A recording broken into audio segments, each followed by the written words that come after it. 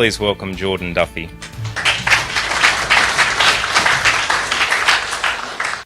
Thanks for having me here today. It's good to come up to Mackay, even though it's a little bit ironic. I was diagnosed with diabetes 8 months ago, so those Tim Tams that I love so frickin' much, and the sugar that you guys make is going to waste on me, unless I have a binge day, which happens every second day. So, about me, what do I do? Who am I? I'm going to wave like this occasionally. I'm not weirding you out. It's just going to control the slides. I sit on about 6 different government and private enterprise boards in local government and local, state and federal government, advising on digital transformation and innovation. That comes from a policy point of view, a strategic point of view, and an actual execution point of view. Nothing worse than a consultant that can talk about all the stuff you can do and can't execute it. That's why we've kind of seen the last couple of years to be very successful, is around our actually go and do it and lead by example approach. Found a lot of people in our industry were saying you could do a lot of things and no one was out there executing it. And when we started to shift that paradigm to rapid execution and experimentation, we started to get a good share of the market. A lot of companies our size aren't able to accelerate into working with large enterprises and with governments. It's all about agility. People used to say that you never got shot for buying IBM, but I can bet that people in Queensland Health and the ATO over the last couple of years, someone's probably been shot considering the poor track record. So last year I presented a TED talk on the Internet of Things and what it means for economic opportunity and for business and for each of our personal lives. I sit on a couple of economic development boards for local and state government, and really that's around how does innovation and digital transformation and the speed of that actually affect our economies. So what does B&D actually do? We're going to keep doing these. That's Alex, that's the Buckham, he's the better looking one of us. I've worked with Alex for 9 years. We started our first business when we were 14, so I've never really known anything different but to work for yourself and to build cool technology. That comes with pros and cons, but the pros are that you get used to a very high speed of change when you're developing new things. And why is it that we need to create all of these new things all of a sudden? Why is this innovation buzz such a large trend? Why is it accelerating so rapidly? And it's going through government, it's going through enterprise, it's going through the startup sector, it's going through the research sector, it's everywhere. If you ask someone to define innovation for you, they'll find it very difficult. It's because it's a very middle ground term. It can relate to a lot of things. And one of the first parts of actually innovating is understanding what innovation means to you. So what are the things that actually make up innovation? Well, firstly, and this sounds a bit odd, but governance is the first one. How do you govern what is typically a creative process, right? Innovation is about doing things differently, about changing your perspective, about testing different things. However, as a group of farmers, you need to be able to measure those things, right? You can't just say, let's go and innovate and then try and find some outcomes that you can report on at the end. And that's really important in setting up your innovation journey, is to understand exactly what the problems or pain points that I need to measure are, and finding that tipping point between remaining the same and spending the right amount of money to get results. You can spend millions of dollars on things like pieces of sensing technology or robotics, but until you know the ROI point that you're looking for, it's very hard to determine the right business case or to prove your outcomes at the end. And why is this all of a sudden such a big ordeal? Why is this something that has swept in the last 5 to 10 years so rapidly? We have never seen prices as low for hardware and electronics devices worldwide as we have ever seen. That comes from a couple of reasons: the worldwide integrated digital and actual physical supply chain. We can now connect with manufacturers digitally, and we can have it show up on our doorstep within a couple of days. We've got a huge and the highest ever availability of digital talent worldwide. If I need to get a programmer now, I don't need to go and find someone in my local town that can do it for me. I can go overseas, and that's a very large threat to pretty much every job sector in Australia at the moment, is how do you stay competitive when you've got countries around the world accelerating their own talent development?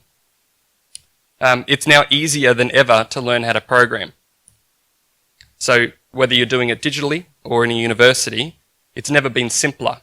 We've got a lot of mechanisms, a lot of systems, a lot of frameworks that allow us to build technologies with half the skill that was once required. And where it was typically based on years and years of experience, the millennial generation has Google. So the approach to learning is not how do I learn how to program, but how do I learn how to learn? How do I use Google effectively to find the things I need to find, apply those skills, and then actually execute them? And lastly, the demand for digital systems is at an all-time high. At the moment, it's kind of lacking. There's a long way to go. It's not to say that there isn't progress in this industry in terms of adopting technology, but typically in the past, agriculture has been one of the slower industries to adopt new and emerging technology. However, at the moment, it's one of the industries that needs it the most. And I think that coming to a Project Catalyst event for my first time has shown me that there is a group of people who are actively approaching this sort of technology and they want to be involved. It doesn't mean that they know everything about it or that it still isn't frightening as anything, but there's a very proactive approach after talking to everyone here. So I think that agriculture, whilst maybe a little bit behind in Australia, definitely is aware that there's a new digital landscape that they need to transform into. The problem at the moment is just how does that happen and where does the leadership come from, which I think is definitely strong here at this event. People expect now that when they'll deal with an organisation that they'll have a digital interface, that they'll be able to communicate in the way that they want, whether that is face-to-face, whether it's digitally. It's now a constant on generation. Sometimes that can be a bit annoying, if you ask me. So we all understand that globalisation is raising the competition. And we all understand that if you look at the general approach to import, export and industry, that the automated supply chain is really putting a large impact on price factors. What does this mean for local industry? It means that we also have to compete with economies that can leapfrog us in technology. Myanmar is deploying systems to accelerate the agricultural learning and education system. It's very hard to educate people in Myanmar. There's no internet. They're very far behind because of the Burmese civil war for the last decades and decades of civil war. So how do you actually get people to understand how to farm effectively? And this comes in the form of electronics. Electronics that don't have a language barrier, that don't have an education barrier, but instead, in a local community or a number of towns, they can learn from one another. They can put something in the ground from the person who has the best crop ever, the best one they've ever seen. And they'll go to every other crop in the county or in the town, and they'll all try to replicate that through digital analytics and digital insights that require no other further learning. As a human society, we're always averse to risk. We're fearful of things that we don't know, and at the moment we're in a time where humans know less than we've ever known, even though we're as smart as we've ever been. So what does that mean? We used to be able to expect what was coming up in the future. We used to be able to see sequentially what technology would do, how the life cycle would unfold, and know the right times to invest, not invest, when you can adopt it into the mainstream, when things are going to be ready. And now we're in this time where we don't know what technology is going to do day to day. As a strategist, if I go away for a week, I feel unprepared. I feel like there's enough that's changed in that 1 week that I need to come back and I need to do some serious work. So when you actually relate that to industry, how is the agricultural industry, or any industry for that matter, able to keep up with technology that changes this quickly? And you hear it from a lot of people, we're in this exponential technology market. Things are changing so quickly that we can't even measure it. We used to baseline our prediction of processing speed acceleration on Moore's law. Well, Moore's law isn't exactly applying anymore. So how do we understand where technology is going to be in 2-5 years? How do we educate people for that, whether they're existing in the workforce or at a student level and entering the workforce? It's a very different time, and it's the same across all industries. This isn't something specific to agriculture. We've got this very large barrier to understanding what exponential technology development means. What does that mean for Australia? Australia has this problem where we have to deal with legacy. We have to deal with legacy systems in enterprise. We have to deal with legacy techniques and methodologies. We have to deal with the legacy economy. You can't just replace large parts of methodologies and how we operate our industries and go straight to a new technology. Digital transformation is very difficult. It's hard to change. But for someone like Myanmar, all of a sudden they have technology at a price point that they've never had before. They can learn more quickly than ever, and this puts Australia in a very tough position because they don't need to go and replace their legacy systems. They don't need to go and change everything they've already got sitting in terms of economic pillars and industries. They're able to jump past us. It's a very real threat. Last year I went to Colombia and represented Australia at the Global Entrepreneurship Congress, which is a policy-focused event around innovative process and governance. And you can see that a country like Colombia, as much as they have come a long way in 10 years, since 15 years since Pablo Escobar's death, you go into this city and the amount of change that they've been able to capture in the last 10 years is absolutely phenomenal. They moved from the most dangerous city, Medellin, to the most innovative city of the year in 2012 in just around 10 to 15 years. There's a massive amount of growth. Australia hasn't moved like that. It's a very large challenge, and as I said, we can't do it all at once. I wish we could. We'd have a much easier approach to actually digitising and increasing efficiency. But what that means is that when you've got 3,000 Colombians coming in trying to learn how to run more innovative businesses, you've got this whole populace coming together with digitised education, with a mindset that embraces digitised education, and with a social ecosystem and structure that means that they can actually accelerate their own growth together. It's hard to get that amount of buy-in in Australia. To try and get 3,000 people to an event to accelerate productivity and digital ecosystems is very difficult. You don't get it here. Planning for agility is different for every industry, but there's some core elements. There's being able to react to customer needs and sentiment very quickly, being able to match the market depending on what happens in a given period of time to see what your competitors are doing, what your industry is doing, and at a cross-segment level, what technologies are becoming a trend across a number of different industries. Secondly, there's the ability to govern that process. That's very difficult. Where you're starting to see this creative and business skill set combine, where typically they were quite separate, it becomes hard to govern in a way that's not restrictive. These are all barriers to actually accelerating innovation in an industry or accepting a new technology quicker.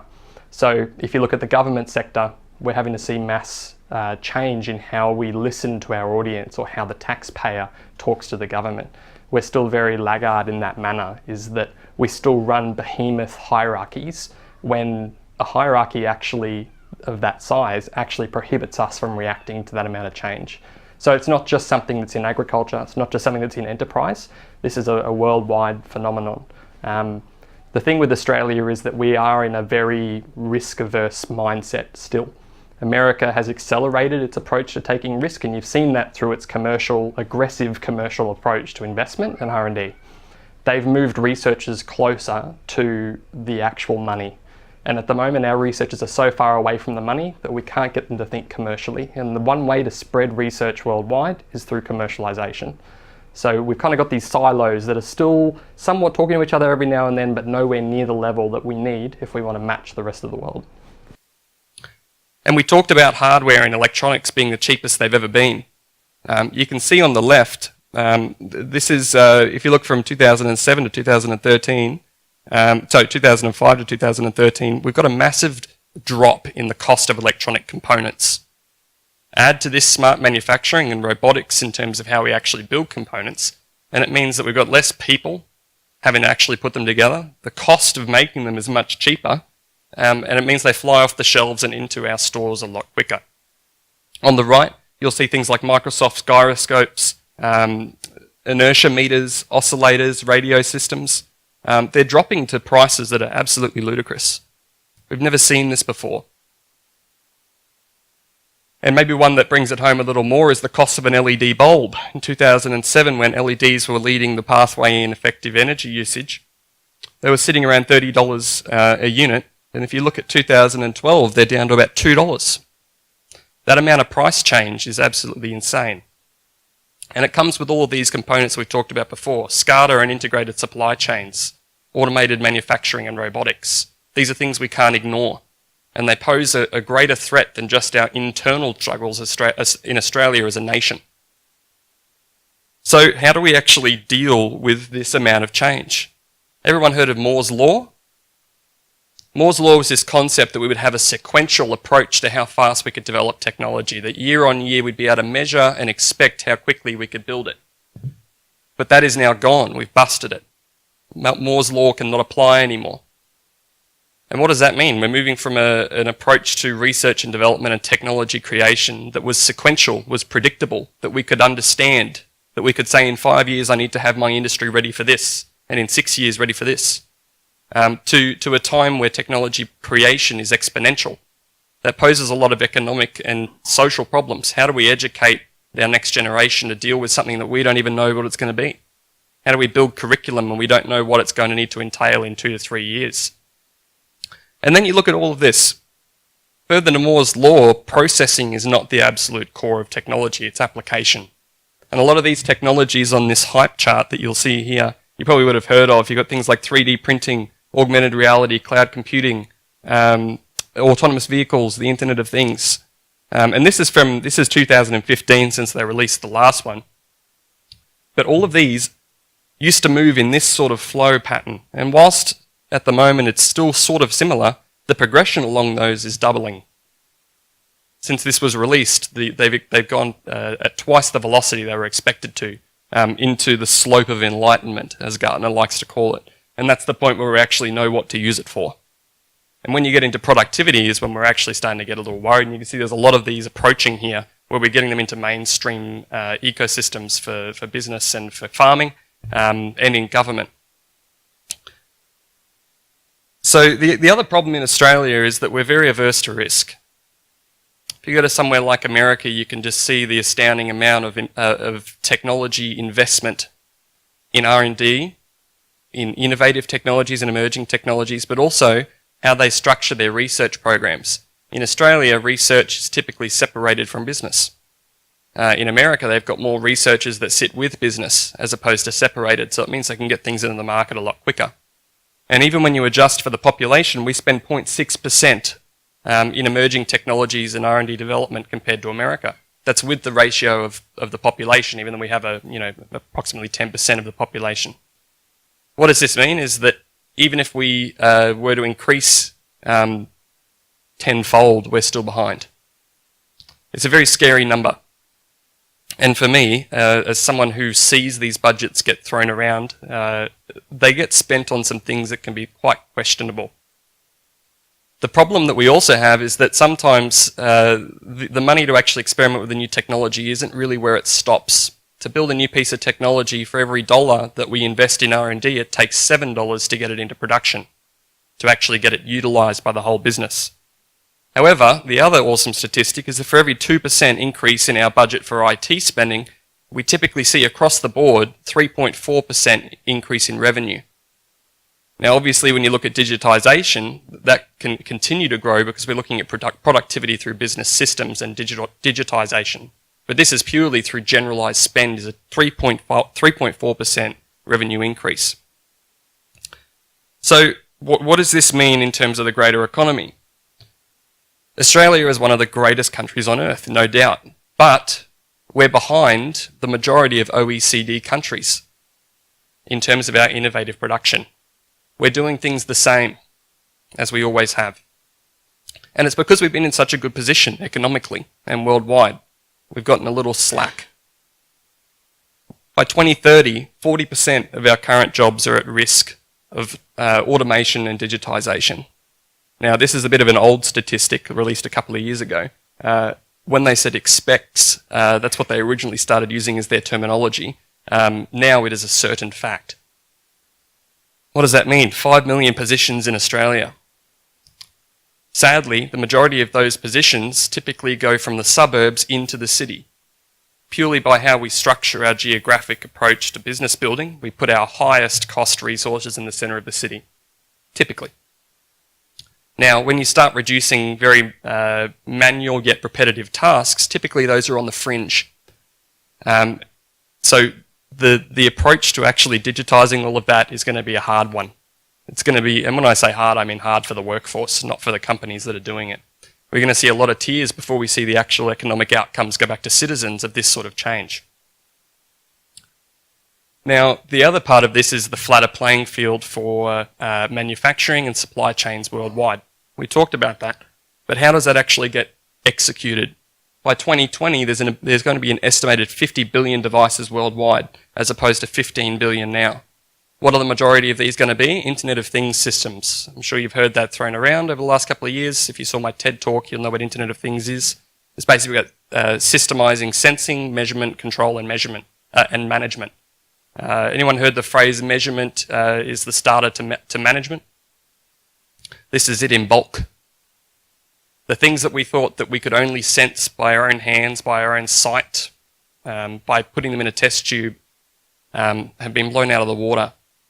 We're now in a time where we can sense things that 10 years ago we didn't even know existed. So business process mapping is nothing new. It's been around for a long time. It's a business analyst sort of process. However, when you start thinking about it in terms of innovation, if you can map your business processes in such a way that you can identify where there's a lot of analog activity or manual handling going on, and typically that's through the handling of manual information, so whether it's forms, whether it's communication pieces that need to take place for a process to be completed, there are some really quick wins that you can actually find when you do that mapping.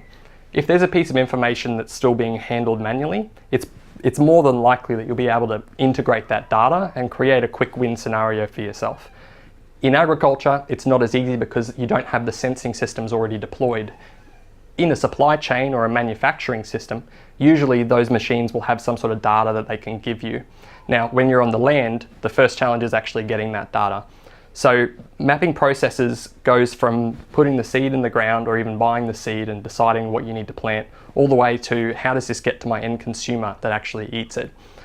Now that's a pretty big task and you have to be able to prioritize it, because if you wanted to innovate the whole thing, you'd run out of money or you'd run out of time. So what we try to do when we approach situations like this is understand where the majority of the money is going.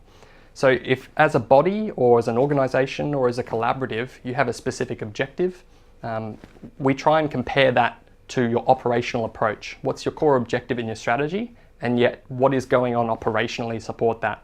Those are the first two most important things, and making sure they align. And then secondly, understanding where you're allocating resources to achieve that goal.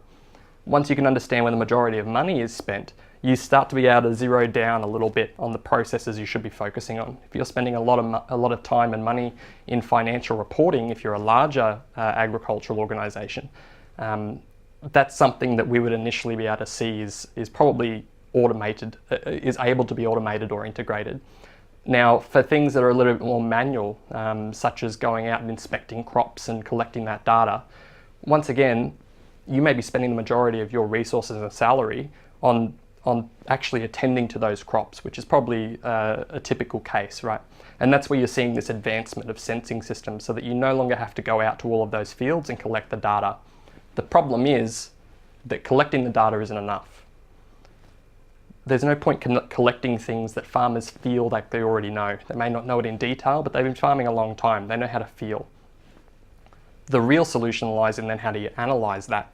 So how do you go from finding the right processes, the right parts of your business, to getting the data, whether it's data integration with other farms or with the Weather Bureau or with your suppliers or your vendors, all the way through to your customers. And then how do you analyze that properly? Whether it's sensing data, whether it's supply chain data, or the actual people who are selling to you, that's one thing. But when you've got all of that data coming at you, you don't really know what to do with it.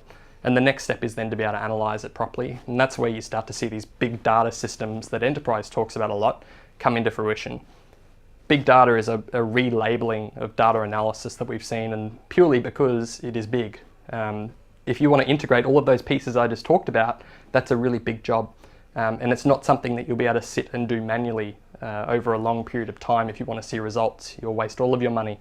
So how do you create snippets of insight that actually aid you day to day? And that's where you actually get all those data and you compare it to your business processes. And you say, how can all of this data that I have access to after you've discovered it, how do I actually align this to the things I do day to day? And how can it aid me? So if it's about making sure I water the right places first, if it's water moisture sensing, if it's how do I address what I harvest first because your supply chain is demanding something. How do you get that demand automated down into the day-to-day? That application, rather than just reports and dashboards and visualizations of the things you already know, that's where you actually find efficiency. Not just having another pretty report or another dashboard or some other piece of data that you probably already know. It needs to be coagulated in a way that actually helps the things you do every day. It's really hard. It's not a straightforward process. If it was, everyone would do it. But if you can actually master that and find the right places to spend money, then you will see results. And what does that mean in agriculture? The data-driven form of farming is going to be worth $3.7 billion by 2018. And that's just the change factor. If you look at that number there in 2020, we got 75 million IoT devices in farming shipped. 75 million in farming alone. These are conservative numbers. If you look at McKinsey's approach, theirs are much higher. Now, we're running short on time. I could talk about agricultural application here, but you've got a lot of people coming in specialist fields today that'll tell you all about it. I'm here to give you more of a macro overview. But when you start to look at mass deployments of these, where sensors are less than $10 and they're disposable, you don't need to worry about asset management, all of a sudden you can deploy these anywhere without power, without network infrastructure. It's a massive risk. It's a massive risk to a lot of industries, in particular agriculture. It also happens to coincide with a new generation of learning and application in millennials. We're used to this sort of technology. We expect it. We were born with it. And what that means is that when we try to entice people into agriculture and to grow our talent pool, it means that we've got to raise our bar in terms of what we give them, in terms of how we run farms. And that's nice to say from someone who doesn't have to run a farm, right? But the thing is that it's an inevitable, because Myanmar's doing it. South America's doing it. Our competitors globally are doing it. And now it's just about how do we actually move this into reality. The other one I'd just like to cover off quickly is machine learning. Once you have all of this data from all of these IoT systems, what do you do with it? Once upon a time, it'd be given to a human to try and comprehend and analyze. Once again, that piece of capability is being threatened. We now have systems that we already run for our clients that take their data from IoT systems and learn for them. They analyze the trends for them. They give them the insights to do it better. They deliver it straight to the workforce so that they can actually execute it in real time. So we've got a lot of capabilities and skill sets here that are starting to be replaced, and that does raise the question for pretty much every industry is to what do humans do once all of this is digitized? And I could give you a 2-hour presentation on how an economy might work once none of us have to work, but that's another day. So how is all of this actually happening beyond agriculture? How is this actually unfolding in enterprise and government? Got 5 minutes. I'm going to speak really quickly. We've all heard about lean manufacturing, right? We've all heard about the approach to slimming down manufacturing lines, integrating them, automating them. Agile came from the approach to building software very quickly for changing markets and changing customer needs. The problem is that Agile was once defined as a software methodology and is now being implemented at a corporate strategy and a corporate governance level. So it means that we're expected across all of our organizations to work like an Agile software team. What are some of the characteristics of those teams? Well, we actually favor individuals over tools and processes because they have a unique creative flair, not a systematic flair or a methodological, some other flair. It's Monday morning, I need no coffee. But it's more about their judgment calls. We want working and executed products over documentation and theory. We go back to the new approach to consulting and all the BS that consultants used to sell, and I got annoyed that they wouldn't actually execute it because they wouldn't take the risk. We focus on consumer collaboration over the contract because the changing market means that our consumer changes change rapidly as well. And if you're not on the ground listening to what that consumer wants, you won't be able to react quick enough. And lastly, responding to that change over following a very detailed and precise plan. This was once thought that it could actually only be applied to small software projects. But the problem is with large software projects or large projects of any kind actually is that we live in such an unpredictable environment, an unpredictable market, an unpredictable economy, that if you're running a project for 6 months and you're not reviewing it like an agile team every 2 weeks, by the end of the 6 months you'll build something that's outdated and that no one really needs anymore because someone would have beat you to it. And the highest priority is to satisfy the customer through early and continuous delivery of valuable software. Really, this is all about beating the market. It's about reacting to what they need explicitly. It's about not working independent of the customer as we go into production, as we go into research and development, and then 6 months later come back and run it with a test group because it's too late. Someone else can move quicker. A smaller organization will move quicker. And lastly, there's a thing called DevOps. And this is the team that was typically involved with taking developments out to the market and getting them launched, actually getting everyone to work together, getting the life cycle to pull together, and actually getting something onto the physical ecosystem after it's been built. But what does DevOps mean in agriculture? It means the full integration of the supply chain. It means being able to use the systems we talked about before to sense, react, and control all of our farms, and integrating that directly into the supply chain. So that if you can see a trend 6 months before harvest, the person at the end of the supply chain knows about it and you can work together collaboratively to fix those problems. Big data and all of this IoT sensing doesn't work unless you can get your entire supply chain to collaborate together. Now, I'm a firm believer, coming from the startup ecosystem, that in a technological ecosystem changing as quickly as it is in Australia, that you have to collaborate first to make the market and then compete in it later. We're having to see this across a lot of industries because we're reinventing every day. We can't afford to be competitive first anymore. Otherwise, all of us will be wiped out. The amount of change that's going on means we have to collaborate first and then compete. Because otherwise, we're not competing against each other, but we're losing against countries like Myanmar, against countries that are leapfrogging us in their technology and are working together to do so. Now, a lot of people have said that Australia is sitting pretty for a lot of years, and that's why we haven't really changed in comparison to other countries how we do things. But what's troubling is that actually when you look at the statistics and you look at our competitiveness worldwide, last year we went down a place.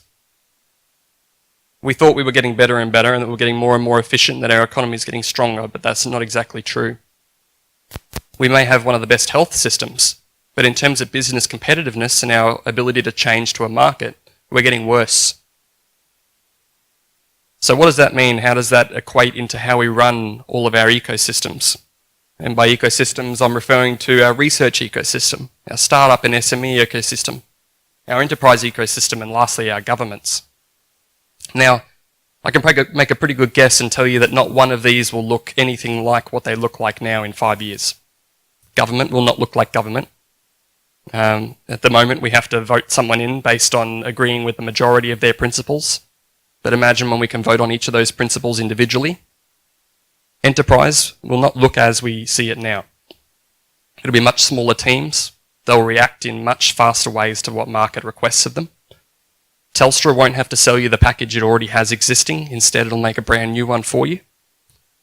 The startup and SME ecosystem will not be a place that is a playground. SMEs, which actually are one of the strongest pieces of Australia's economy, need to be able to work closely with research and with enterprise. At the moment, we work in silos. Sure, it's getting better. We made a lot of progress in the last couple of years.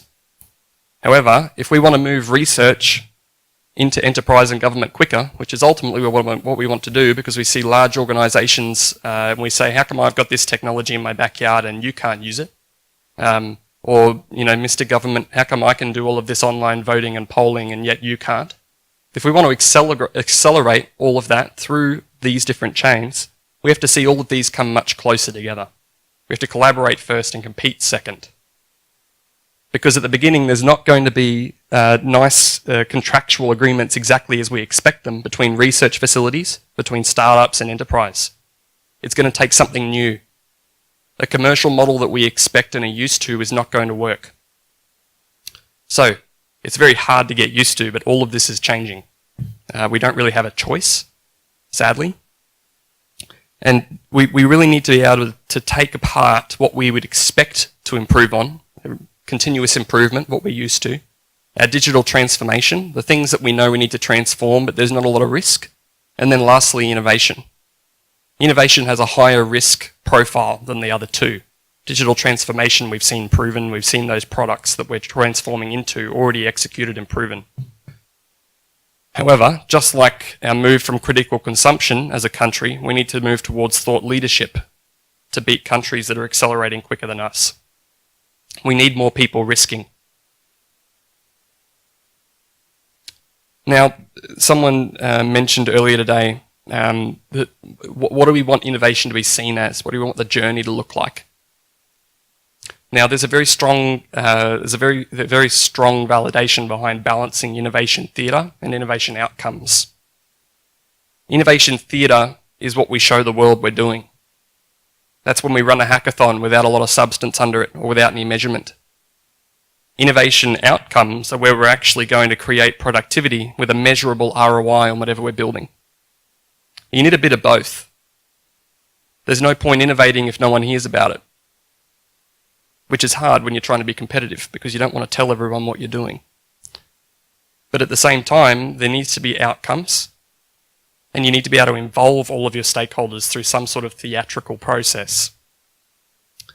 It's a tough time in terms of finding that balance of competitiveness and what business has operated on for hundreds of years, which is secrecy and competitiveness, and working together quick enough to compete against all of the other markets that are challenging Australia. To build an ecosystem is not easy, and I could go through that for probably another 20 minutes. But I encourage you to do so and to try and build your own ecosystem, map it out first, and understand the value you can exchange with one another, because the economic threat is very real. Look forward to talking to you later in the day, and enjoy your event.